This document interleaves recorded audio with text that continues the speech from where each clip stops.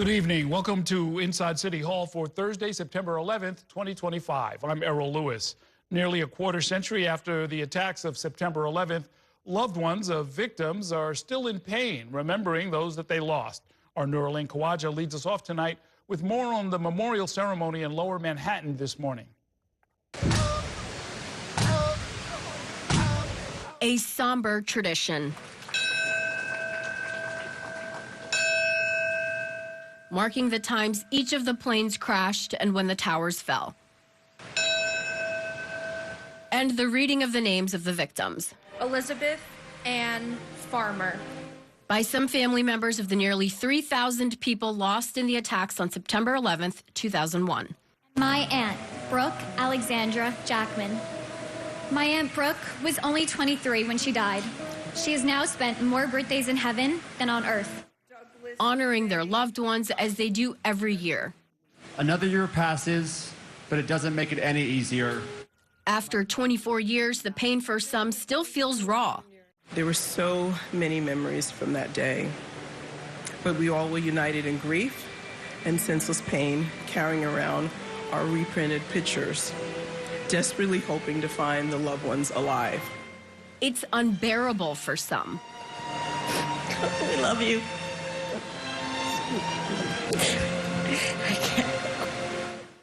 A deep hole felt not just on this day, but during each of life's biggest moments without their relatives. My father-in-law, firefighter Kevin Joseph Smith, and my husband, Edward Frank Pullis. This year is more difficult because 2 of our 3 children are getting married, and you can't walk your princess down the aisle.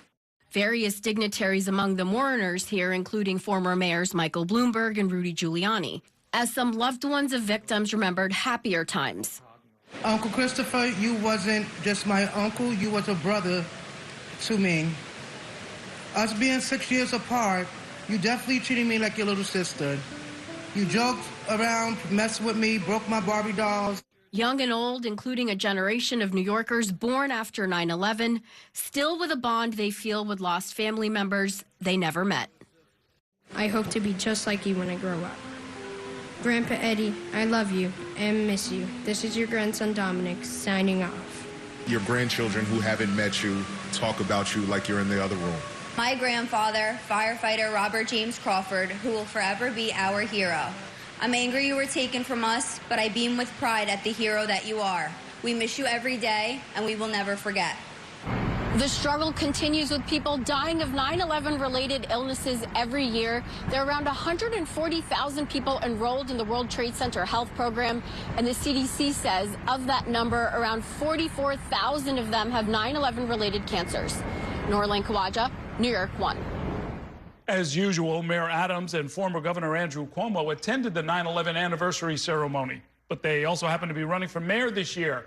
Democratic nominee Zohran Mamdani also attended, and Republican Curtis Sliwa paid his respects out in Queens. Our Dan Rivley joins me now with those details of where the candidates were. Good evening, Dan. Good evening, Errol. Of course, on this day, the politicians, they cease campaigning and reflect and grieve each anniversary. Still, political violence and terrorism are issues on the campaign trail and among voters. And the 9/11 ceremony where the names of the victims are read could not escape that issue. Alfred Todd Ranke. Adam David Rand. For politicians, September 11th is usually the day where the politicking ceases. It's the names of the nearly 3,000 people who died 24 years ago during the terror attacks on the Twin Towers that ring out. Richard Cyril Rescorla. Most of the mayoral candidates attended the ceremony in Lower Manhattan. Mayor Eric Adams, here sharing a moment with Rudy Giuliani. Andrew Cuomo, here with Michael Bloomberg. And Zohran Mamdani, the Democratic nominee for mayor, having a friendly chat with the head of the MTA, Janelle Lieber. Respectful times in a week where rhetoric about political violence and terrorism are in the news. Cuomo, an independent candidate for mayor, earlier this week criticized Mamdani for failing to condemn such rhetoric. In a rare break with tradition, a relative of a firefighter killed in the attack, reading the names of the murdered, offered a message from the podium. When political candidates and public officials refuse to condemn global terror and phrases such as globalize the Intifada, they are inviting another 9/11, God forbid. And they continue to bring daily fear for all New Yorkers. He also addressed Mamdani without mentioning his name.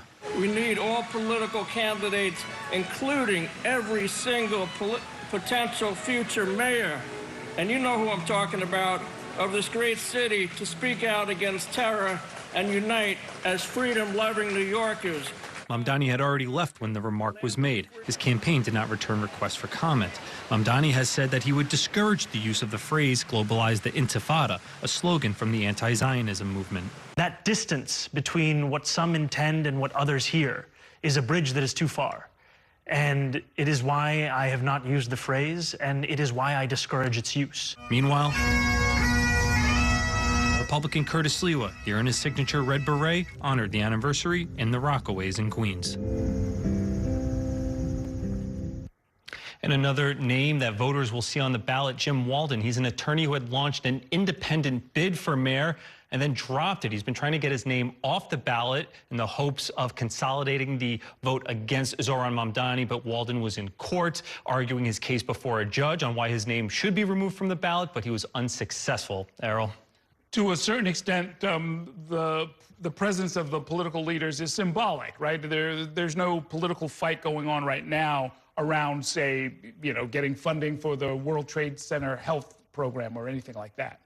Right. I think it has been in the news, of course, this week. Each other, as you could see, it did lead to a break with tradition, having someone make such a comment from that podium. Yeah, sure. I mean, even if you don't campaign, the campaign may come to you in the form, in this case, of somebody who wanted to speak out. And I think it is an issue that can be salient for some voters. I know Mamdani has been on message about issues of affordability, but these kinds of rhetorical points are still important to some people in New York. Okay, thanks very much, Stan.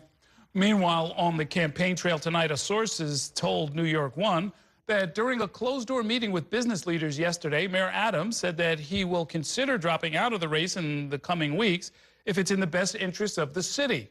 The source confirmed to New York One that the mayor planned to do some internal polling in the coming weeks, and the poll that he's going to look at will give information about whether he's moving up in the race and whether he's getting his message out effectively. In a statement this evening, the Adams campaign told New York One, Mayor Adams has made it clear he is staying in the race. On Friday, he stated unequivocally that he's not backing down. He is running because he believes New York City needs steady leadership to keep our neighborhoods safe, make life more affordable, and move our city forward. That's what this campaign is about, and that's why he is in it through November.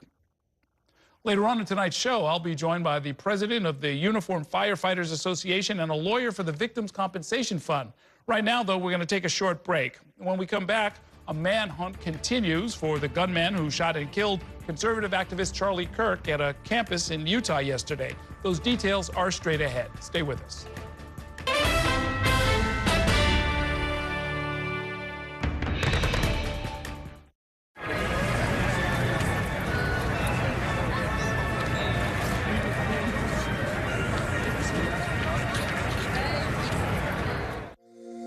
Every day tells a new story. At Mornings on One, we're dedicated to bringing you the stories that matter most to start your day. With in-depth coverage of the day's developing news. I'm Pat Kernan. Here are the stories we're following this morning. And weather updates every 10 minutes. Some morning sunshine possible, clouds take over. It's our responsibility to get you the information you need before you head out the door. Mornings on One, weekdays starting at 6 on the Spectrum News app. Free for Spectrum customers. You want to wiggle the hips a little bit. Keep your left arm straight. Elbow in, head down. Adjust your grip. Visualize the approach.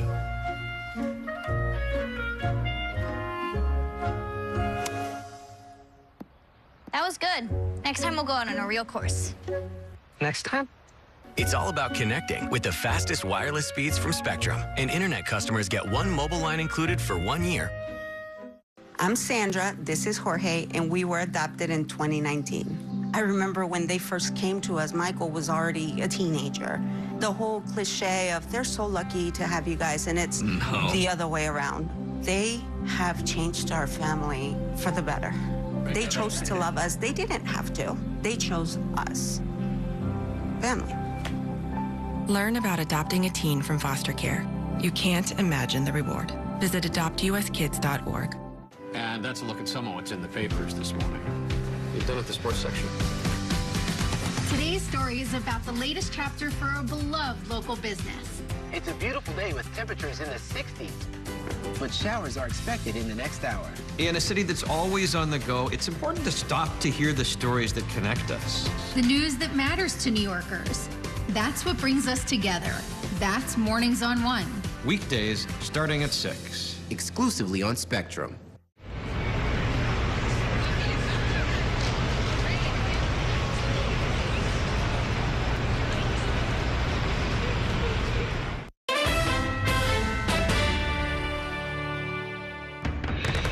Welcome back to Inside City Hall. We are following the latest developments in the investigation of that shooting death of conservative activist Charlie Kirk.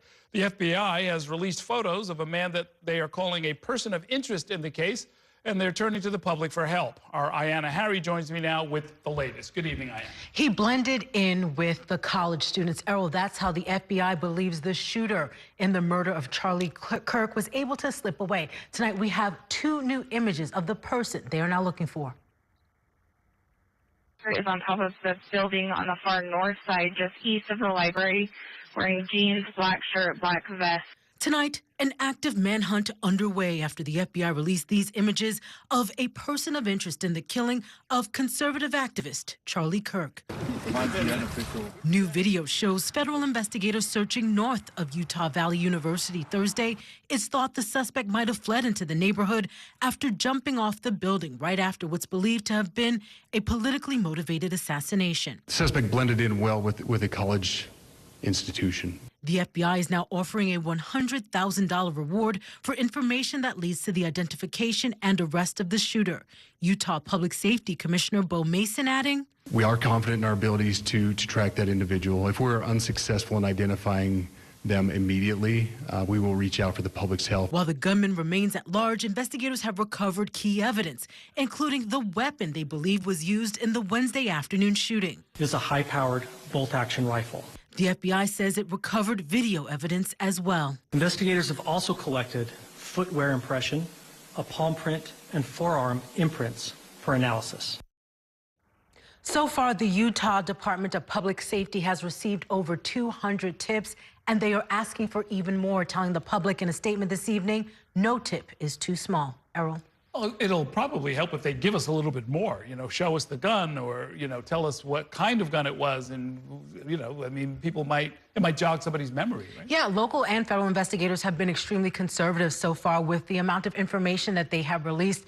Just those 2 photos, they've said that they do have very good video evidence, but that has not yet been released to the public. But we will continue to watch for updates. They had that big goof yesterday when the FBI director said that they had somebody in custody, and then they had to walk it back. It turned out they had nobody in custody. Yeah, and there were 2 people who were questioned yesterday. Those 2 people were eventually let go and released. But yes, there has been a bit of miscommunication as this investigation has played out. I know you've been watching a lot of the statements. A lot of statements really seem to imply that this was definitely politically motivated. Correct. But until you have the person, you don't really know what the motive is. That is absolutely correct, Errol. We have very little information, in fact, pretty much no information at this point in terms of what the real motive might have been, and we may not have that information for quite some time. So yes, we have seen online some people blaming the radical left, but again, we don't know the motives of the shooter at this point. Okay, thanks very much, Ayanna. We're going to take a break now, and when we come back, the masterminds behind the September 11th terror attacks have yet to stand trial. We'll explain why in 2 minutes. Stay with us.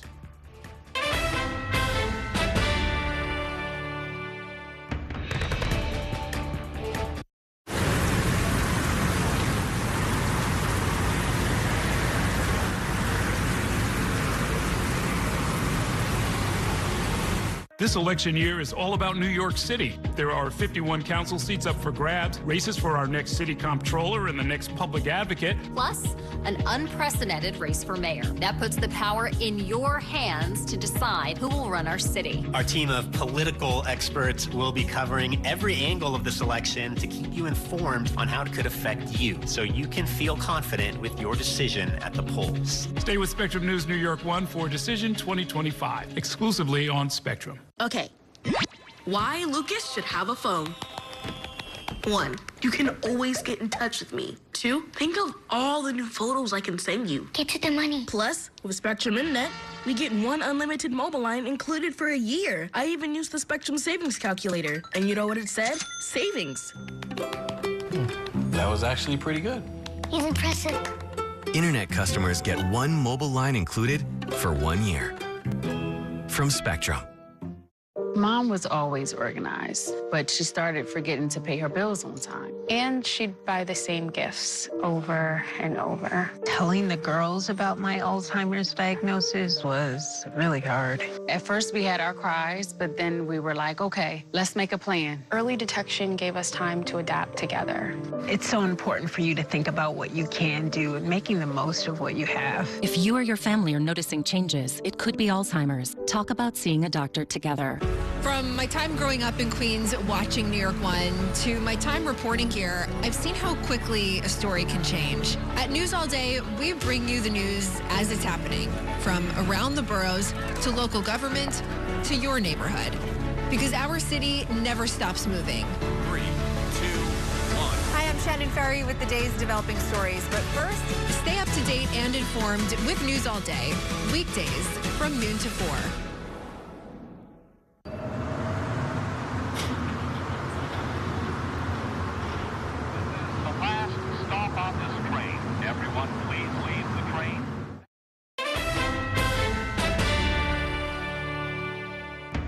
Welcome back to Inside City Hall. 24 years after the fact, Khalid Sheikh Mohammed, the accused mastermind of the 9/11 terror attacks, and his co-conspirators have yet to face trial. A plea agreement that was struck last year was thrown out by a federal appeals court in July, further delaying a legal process that appears to have no end in sight. Our Bobby Kuza has details on that. Good evening, Bobby. Good evening, Errol. And I mean, it is mind-boggling how drawn out this process has been. Khalid Sheikh Mohammed was captured in Pakistan in 2003. Him and his co-defendants have been in detention in Guantanamo since 2006. In 2012, they were arraigned on these charges. I was actually there. New York 1 sent me to cover. And now, here we are, 13 years later, and we have really made no significant progress toward a trial. Once it seemed that justice for the 9/11 plotters was close at hand. Will be brought to New York, to answer for their alleged crimes. That was in 2009, but a planned trial in federal court in Lower Manhattan was scrapped following a public uproar, largely over security concerns. Instead, the case landed in a military court at the Guantanamo Naval Base, where it has been mired in years of delays ever since. We're not really making any progress right now at all. The case is very much stalled. Elizabeth Miller, whose father died at the World Trade Center, is among those who have lost hope in the military court system. We've been doing this as is with the military commission system now for over 13 years, and we are still in pre-trials. We are not in a trial. We are not in a sentencing period. Miller's group, September 11th Families for Peaceful Tomorrows, supported a plea agreement struck with alleged mastermind Khalid Sheikh Mohammed and 2 co-defendants last year. In exchange for admitting to their roles in the attacks, they would have avoided the death penalty, angering some families. Then Defense Secretary Lloyd Austin rescinded the deal, and in July, a federal appeals court upheld that decision. We need to make sure that our government is pursuing the maximum penalty for these monsters. Staten Island Congresswoman Nicole Malliotakis, who represents many 9/11 families, cheered the court's decision and is urging the newly appointed judge in the case to set a trial date as soon as possible. This was a terrorist attack of horrific proportions, the largest attack we've ever seen in U.S. soil. And if we do not pursue the ultimate penalty for these crimes, then I think that we have not done our job in delivering justice. But a trial could be many years away, given the complicated legal issues at play, like how to account for CIA torture. Miller says a plea deal would have brought finality. Now she worries the defendants, who've been detained at Guantanamo since 2006, may never be convicted. If somebody like Khalid Sheikh Mohammed were to die tomorrow, you know, of course we know that he's not an innocent man, but in the eyes of the law, the label is presumed innocent. It's not guilty, but he would have never been put down on court paper as being a guilty man. And just to give a sense for how long this has dragged out, they are now on the 5th judge in the case. The judge that was just appointed in July is the 5th. And, you know, there's also logistical challenges getting to the naval base in Guantanamo. There's only so many flights. All these different people's schedules have to be coordinated. Right now, the next set of pretrial hearings isn't scheduled till December. So this is a very slow-moving process, to say the least. And, of course, every time you bring in a new judge, they're going to have to review the whole record. That could take a few months. Exactly, and it's a huge record. And, you know, every little detail in this case is being litigated because, you know, there's no clear rules for military court. I mean, we've had military commissions before, but never with a case of this magnitude and this level of complication. And then everything gets appealed. It's unclear what can and can't be litigated. It just seems like everything is happening in a circle, and you end up with this situation where truly a trial may not happen for many years. And I mean, the main benefit of this is that in the plea deal, they would finally come clean and explain exactly what they did. Right. I mean, the benefit to a plea deal, which is now basically fallen apart, is that they would have confessed to their crimes. There would have been a detailed accounting of what took place. And then the families actually would have had a chance to address the court and to address the defendants themselves, I believe. So it would have, you know, delivered some level of closure and finality to this process, whereas now, while the death penalty can still be pursued, it could be many, many years until we get to that process. And then there's a separate process whether to determine whether the death penalty will be applied as part of sentencing, you know, another possibly years-long process. Okay. Thanks very much, Bobby. We're going to take a short break now. When we come back, I'll be joined by the president of the Uniformed Firefighters Association of Greater New York, as well as a lawyer who represents 9/11 rescue workers. We will mark 24 years since the September 11th attacks. Stay with us.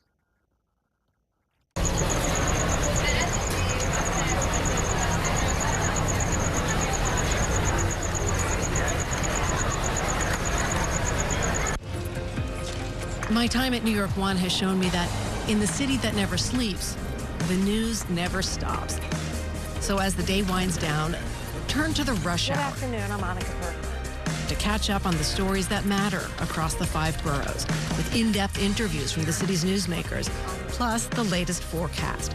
Catching you up with today, preparing you for tomorrow. Right here on the Rush Hour. Weekdays from 4 to 7 p.m. Watch this. I can make it hotter, I can make it colder. Hotter, colder from my phone. Smart birdhouse. Even the birds have Spectrum Wi-Fi.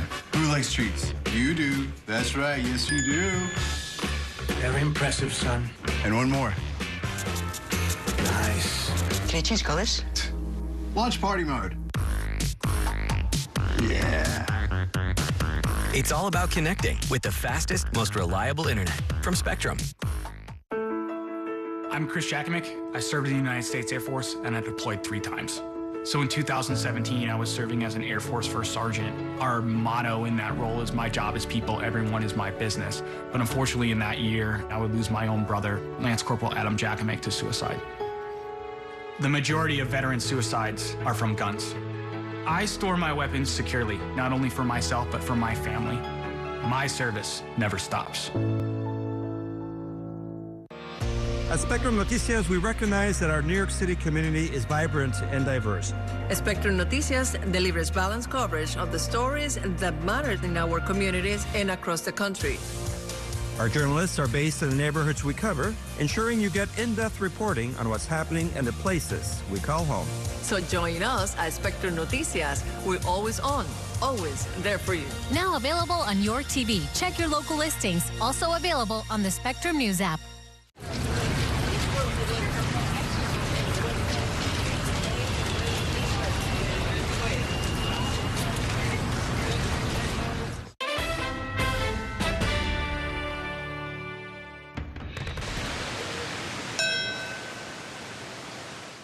Welcome back to Inside City Hall. New York City observed a moment of silence earlier today at 8:46 a.m. That's the time when the first plane struck the North Tower of the World Trade Center on September 11th. Today marks 24 years since the attacks killed nearly 3,000 people and has since claimed the lives of many others through related illnesses from the aftermath. That includes first responders who arrived at the scene to help survivors and were exposed to the dust and the particles that came when the buildings fell. Joining me now to talk more about this are members of a special panel. Andrew Ansbro is the president of the Uniformed Firefighters Association of Greater New York, which represents 20,000 active duty and retired New York City firefighters. Nicholas Pepin is a personal injury trial lawyer whose firm has secured more than $1 billion for 9/11 rescue survivors and victims. Welcome to the program, both of you.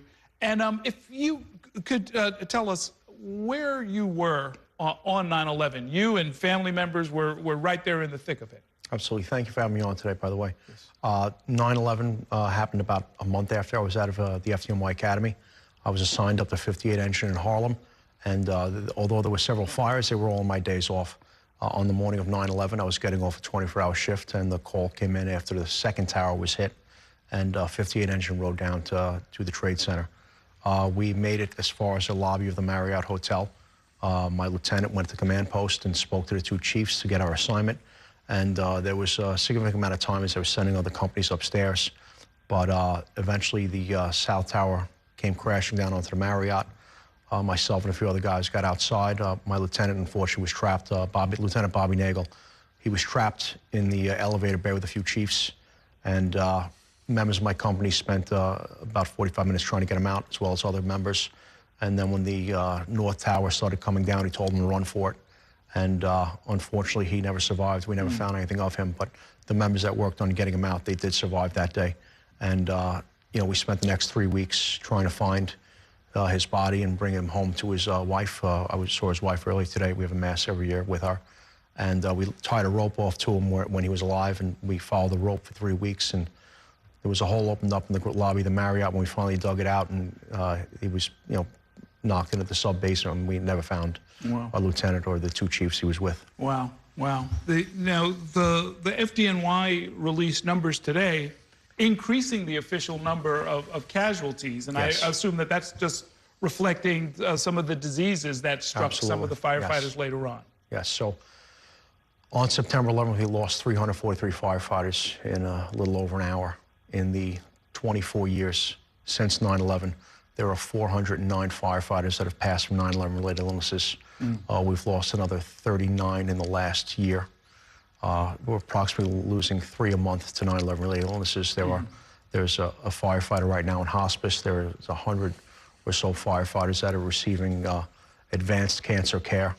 And unfortunately, the numbers, they continue to, you know, large numbers of firefighters are still sick. So now, Nick Pepin, this is something that we've covered over the decades at this point, the need to continually grow and expand and replenish the relief funds. Is that because the calculations didn't take into account all of the different cancers that would come to be covered? Well, right now, the problem is getting adequate funding for the World Trade Center health program.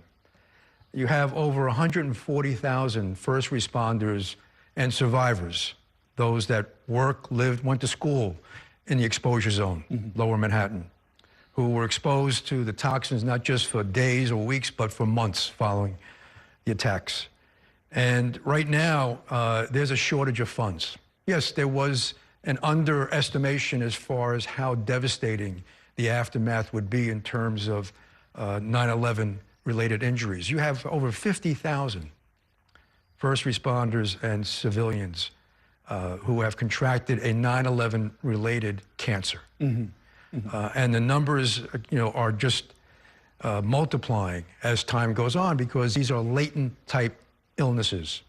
So right now our focus is making sure there's adequate funding because that health program is a lifeline for many first responders and survivors. I was reading through the number of syndromes and diseases, and we're talking about chronic cough, asthma, lung cancer. We heard about that fairly early on, but then, you know, lymphoma, thyroid cancer, skin cancer, prostate cancer, mental health conditions, post-traumatic stress, and so forth. Is it expected that this is ultimately, as best we can, cover everybody who was affected? No, well, in fact, one of the shortcomings right now is that there was extensive research being done as far as other potential 9/11 related illnesses, autoimmune diseases involving the kidneys. And unfortunately, that's kind of been put on hold because of the shortage of funds and the sort of things on pause right now in terms of the health program. And that's just, it's gotta stop. You know, on 9/11, Andy and his fellow firefighters and other first responders, they did their job. They did the right thing. And it's our job to make sure that, as we said back then, never forget. Well, the way to never forget is to have that program properly funded. Sure, sure. Now, I mean, when it comes to many of the cancers, I assume that there are, you know, insurance benefits, things that members of the service would have that would cover a lot of it. Does the health fund cover above and beyond that? Well, you know, being New York City employees, for firefighters, we do have health care. But when you get into the World Trade Center healthcare program, you're in a community where the doctors understand the exact cancers that you have. They understand the treatment. They're much more in tune to what your issues are. But that's just for us as far as being members of the FDNY. If you're a civilian and you don't have health care, this is all you have. So it's vastly different, although we have a bit of a safety net because we are New York City employees. Being in that network is a great benefit to us because the doctors are specific to know our issues because they treat just the members of our community, just the members of the 9/11 community. But if you're a civilian, if you're a construction worker that doesn't have this lifetime health care from the city, it's a big issue for you. And the breakdown that happened down in Washington, they offered buyouts as they made the cuts early in February. The head of research for the World Trade Center Healthcare Program took the buyout. There's also a hiring freeze.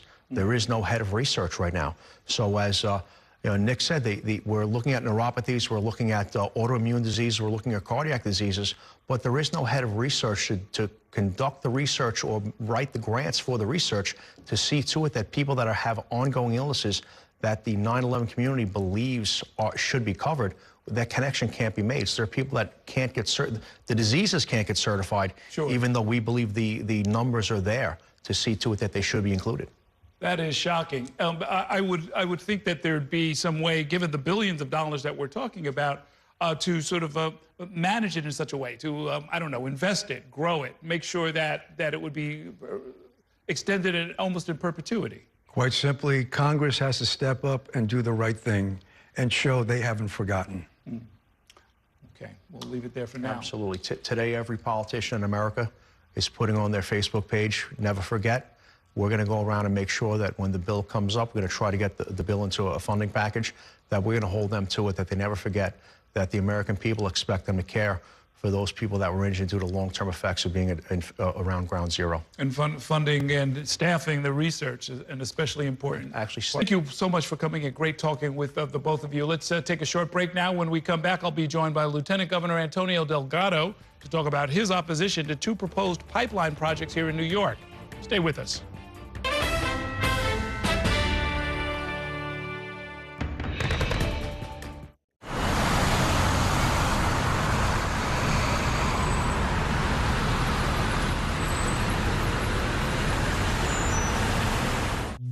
If it's the theater you love, then we've got just the ticket. On Stage is your all-access pass to Broadway, off-Broadway, and the best live entertainment in the city. The interviews and backstage exclusives. All that's made On Stage the go-to source for entertainment for over 20 years. Join us every Saturday and Sunday at 7:30 p.m. for On Stage. Also available on the Spectrum News app. I'll see you at the theater, exclusively on Spectrum. Your entertainment the way you want it. With Spectrum TV, all these streaming apps are included at no extra cost. So you can watch anything. Movies, series, sports, reality, news. Here's a look at today's top stories. Exclusive originals. We await your orders. And even more of your favorites with live TV. Stream across your devices and enjoy anywhere. See you later. Get it all with Spectrum TV.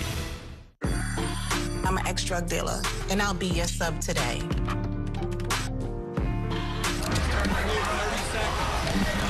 2 milligrams of fentanyl can be lethal. A lethal dose is in here. Who gets it, I won't know.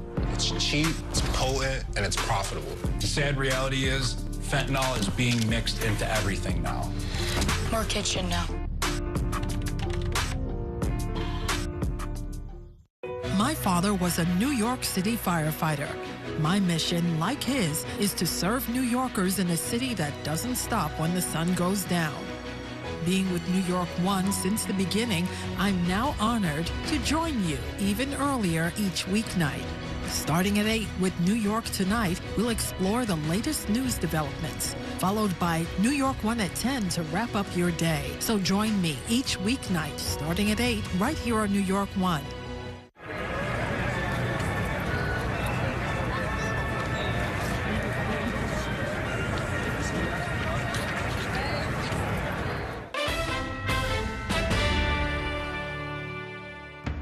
Welcome back to Inside City Hall, where we are turning our attention now to the race for governor. That's happening next year. It'll be here before you know it. Kathy Hochul is up for re-election and is facing a primary challenge from her own lieutenant governor. That's my next guest, Antonio Delgado, who's been calling out the governor over 2 major pipeline proposals here in New York. This comes after the governor reportedly struck a deal with the Trump administration a few months back in order to save an offshore wind project off the coast of Long Island. We'll explain. The 2 projects that are under discussion are the Constitution Pipeline and the Northeast Supply Enhancement Pipeline. Hochul has faced mounting pressure from environmental activists and some lawmakers to oppose those new gas pipelines. Joining me now to talk about where things stand in his campaign and much more is Lieutenant Governor and gubernatorial candidate Antonio Delgado. Welcome back to the program. Good to see you. Always good to see you. Thanks for having me back. To the idea that to the extent that politics is about the art of the possible, the good, not the perfect, and the governor struck this deal with the Trump administration, some offshore wind project gets to go forward in Long Island, but the gas pipeline connecting, I guess, Pennsylvania and ultimately Texas with the western part of the state, not a deal that you like? Absolutely not. It's important to understand that these are pipelines that were previously denied permits due to water quality standards that we, as a state, have an obligation to enforce, and as a state have the authority to do so under the Clean Water Act. Nothing has changed with these pipelines. The science hasn't changed, their projected impact on water quality hasn't changed, and the impact to New Yorkers directly hasn't changed. So what we're talking about is a governor who's decided to make a deal with an individual in the White House that will put New Yorkers directly in harm's way. And that is unacceptable, full stop. And would you, assuming the deal couldn't have been done any other way, the loss of the offshore wind project would have been just a casualty of that reality? That can't be what we justify, putting New Yorkers in harm's way. The Nessie pipeline you referred to was denied a permit twice now, 19 and 20. It's been denied. So if our state laws have already made it clear that this is going to not meet the quality of water that we want New Yorkers to be exposed to, then in essence, when you make this deal, what you're saying is, we're okay with putting New Yorkers in harm's way, literally putting their well-being in harm's way.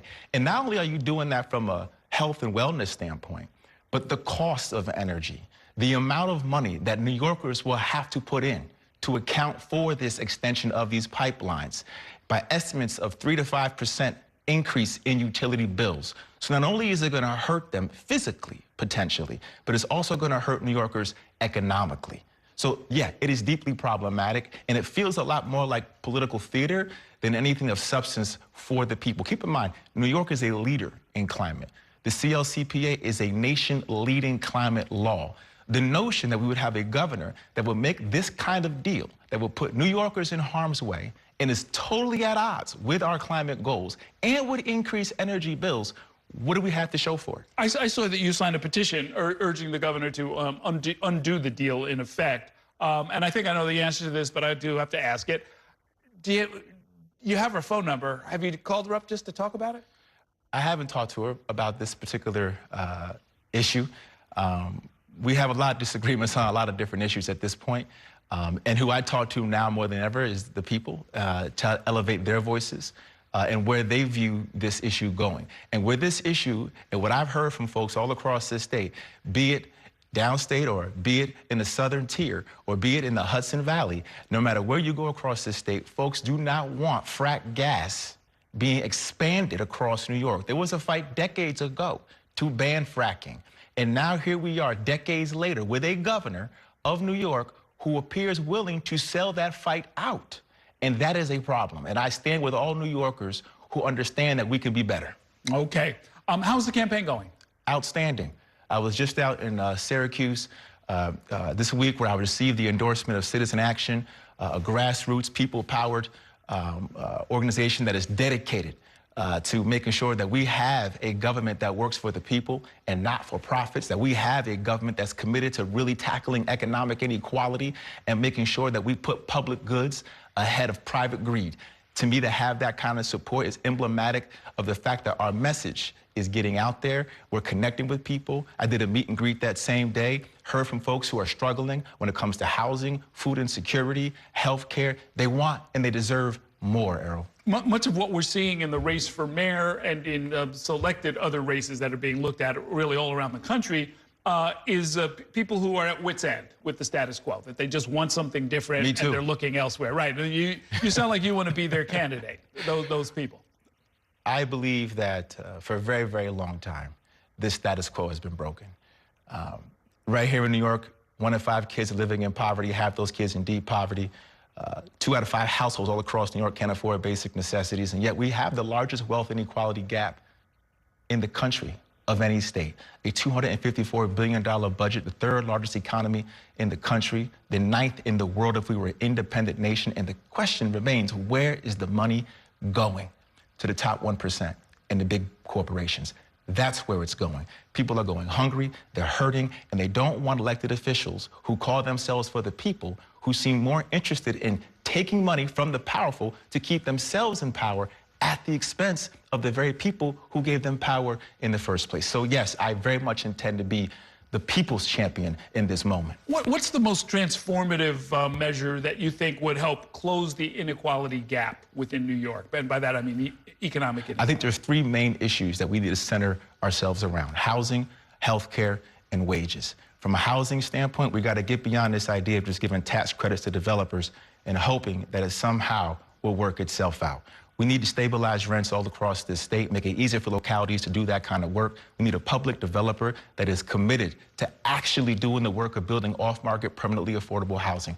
We need a healthcare system that drives the profit motive out of our system once and for all. And we need livable wages, not just a minimum wage. If we can secure these 3 things, I think this state can move forward in a fashion where we lift up all New Yorkers across this state of ours. That second one sounds like a real big one. How do you get a profit out of the healthcare system? I mean, it's just not set up. You take on the insurance companies. You bring more accountability into the system. You actually tax billionaires and big corporations. And by the way, the cost savings you get by eliminating more and more the insurance companies' reach because of its bureaucracy, the middlemen, all the ways in which it profiteers off the individuals. Folks are going bankrupt, Errol.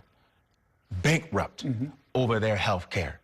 Whether it's medical debt now, whether it's personal debt, whether it's credit card debt, people are hurting all around this state and all around this country. And I think there's a real hunger right now for leaders who are prepared to actually rectify this grotesque level of imbalance born of the normalization of greed.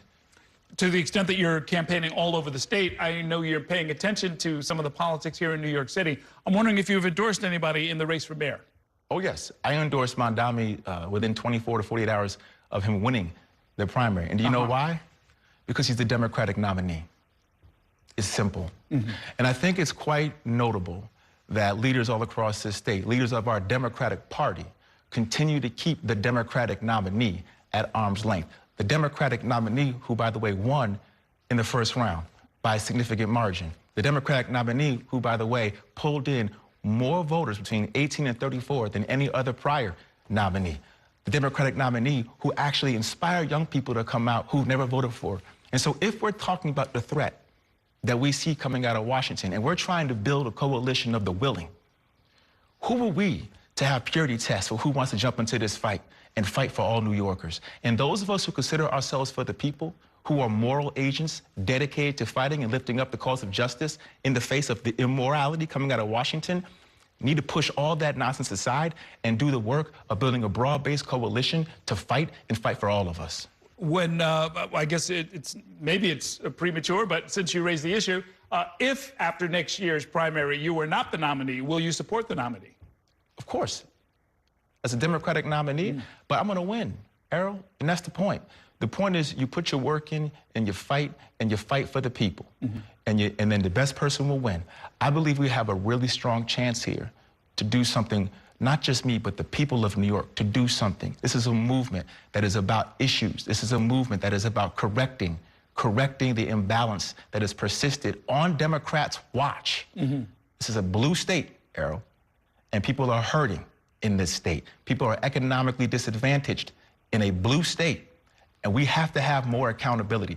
I'm here to bring accountability to that process, and I intend, along with New Yorkers all across this state, to change that for the better. Are there other phenomenon elsewhere in the state that you've picked up where young people are coming out in numbers the way we saw in the Democratic primary here in the city? I think young folks, I was just out in, like I said, Syracuse to the town hall. One of the things that I get from a lot of folks all across this state who are watching the mayor's race, and what they're trying to figure out is, where is not just the city going, but where is the state going to go? And are we going to move in a direction where there is a willingness, for example, to raise revenue from those who have a lot already? Is there a willingness to stop giving away corporate giveaways, right? Is there a willingness to say, how about we take these public dollars and invest them in our younger folks and give them an opportunity? There's an economic nihilism out there right now that our young people are saddled with because they don't believe they could be better off than their parents or their grandparents. This might be the first time in our country's history where the generation coming up is not only going to be better off, but worse off. Worse off than the generation ahead of them. That's unacceptable here in New York and certainly all across America. Okay, we are going to see you out on the campaign trail. Thanks so much for coming by. Great talking with you. Thank you. All right, let's take a quick break now, and when we return, we'll take a closer look at a proposed court order that could protect hundreds of cannabis businesses that were told to close up due to a state error. We'll explain all of that in 2 minutes. Stay with us.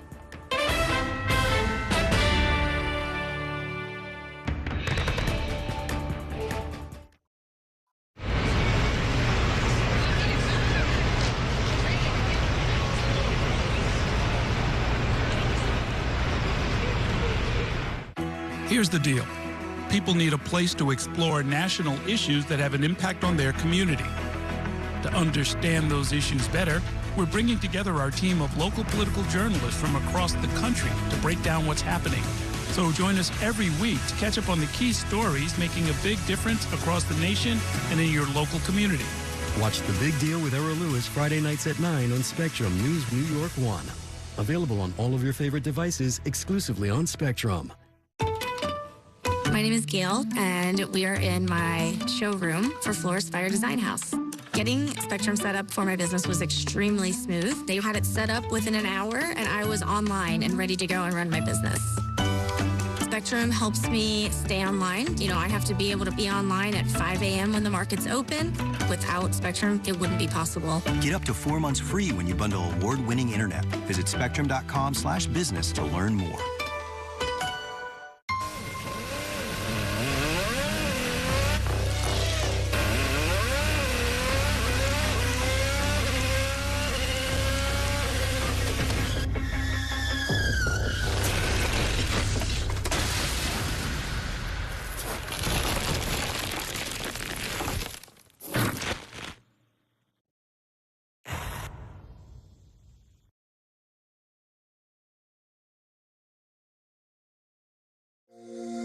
Every day tells a new story. At Mornings on One, we're dedicated to bringing you the stories that matter most to start your day. With in-depth coverage of the day's developing news. I'm Pat Kernan. Here are the stories we're following this morning. And weather updates every 10 minutes. Some morning sunshine possible, clouds take over. It's our responsibility to get you the information you need before you head out the door. Mornings on One, weekdays starting at 6 on the Spectrum News app. Free for Spectrum customers.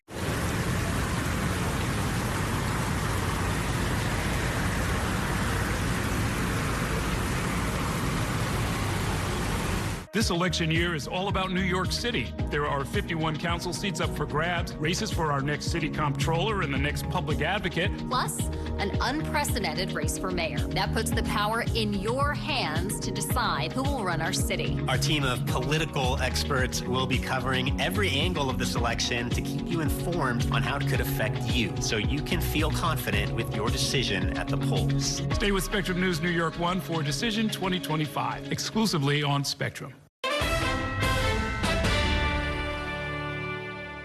Welcome back to Inside City Hall. In our final story tonight, there's been an important new development in a cannabis lawsuit over how the state calculates the distance between dispensaries and schools and houses of worship.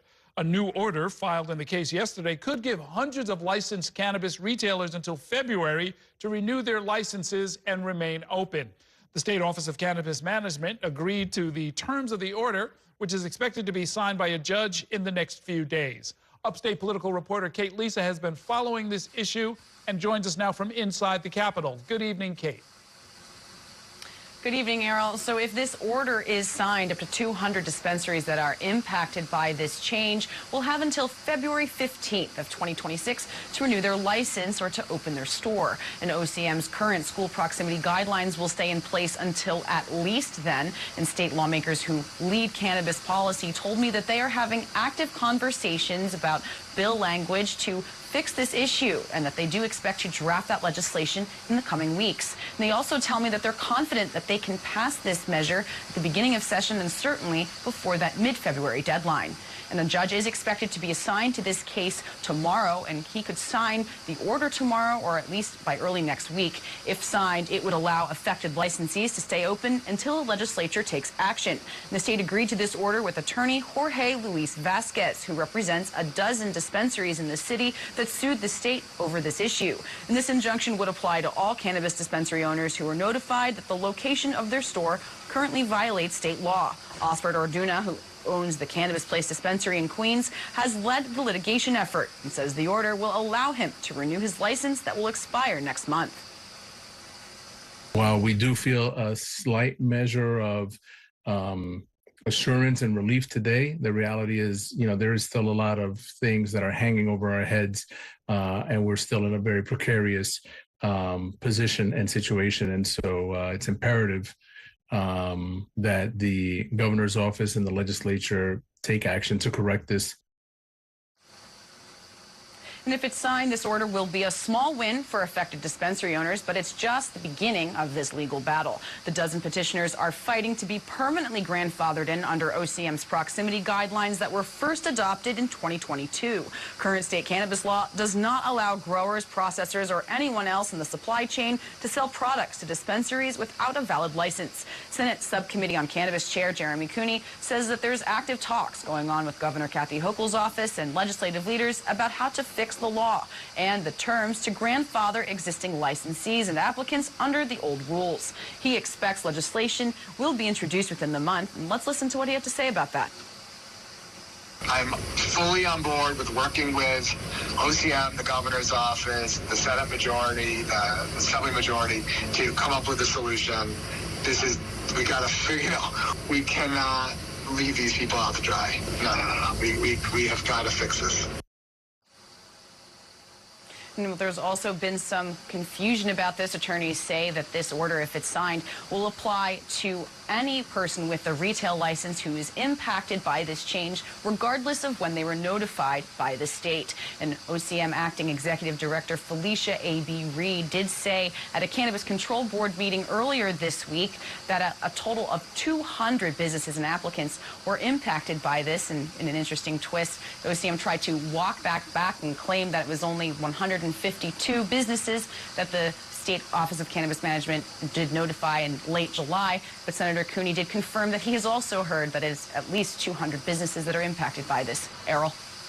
So now, Kate, if I understand the timing here right, the assumption is that the legislature will reconvene in January and take action fairly quickly before the February deadline comes up. What are the odds of that actually happening as opposed to all of this getting tossed into the usual bargaining bin where different things are traded up in Albany? Yeah, exactly. That's always a fear, and I talked to Senator Cooney about that, and he says that he's been adamant that that is not what can happen. This has to be a priority when lawmakers return to Albany here in January. Obviously, there's no discussion about a special session happening before that, so they will have about 6 weeks to maybe get this finished, to get it signed, and he says he's been talking with the governor's office about this. Of course, it is up to her. It's up to Governor Hochul. If she is, obviously they are negotiating the terms of this legislation with her actively right now. So anything that is released, we can, the senator says, obviously the governor will likely be on board with, and he's hopeful that this will get done by February 15th. Okay, thanks very much, Kate. Before we say goodnight, as a reminder, you can now stream Inside City Hall episodes live on the New York One YouTube channel through Election Day. And as always, you can find us on demand on the Spectrum News app. That's going to do it for tonight's show. Thanks so much for watching and have a great evening. We'll see you next time inside City Hall.